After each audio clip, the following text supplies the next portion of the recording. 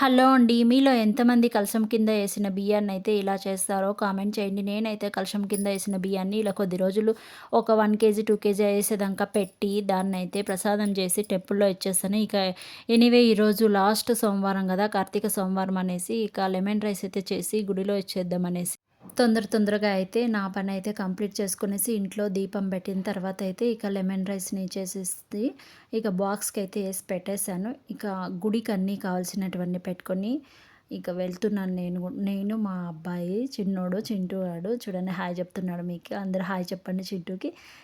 ఇక్కడైతే టెంపుల్‌కొచ్చేసాను. ఇక్కడ దీపారాధన కూడా అయిపోయింది. గుడిలోకైతే వెళ్ళేసి దేవునికైతే దండం పెట్టుకొని వచ్చేసాను. ఇంటికొచ్చిన తర్వాత అయితే బాగా ఆకలేస్తుందనేసి ఎన్ని వెరైటీస్ అయితే పెట్టుకొని తింటున్నానో మీరే చూడండి. ఇక లెమన్ రైసు, పలావు, సేమియాల ఉప్మా, పాయసం ఇన్ని వెరైటీస్ అయితే పెట్టుకొని తినేసాను. ఇక మీరైతే ఈరోజు ఏం తిన్నారో కామెంట్ చేయండి కామెంట్ బాక్స్‌లో. బాయ్.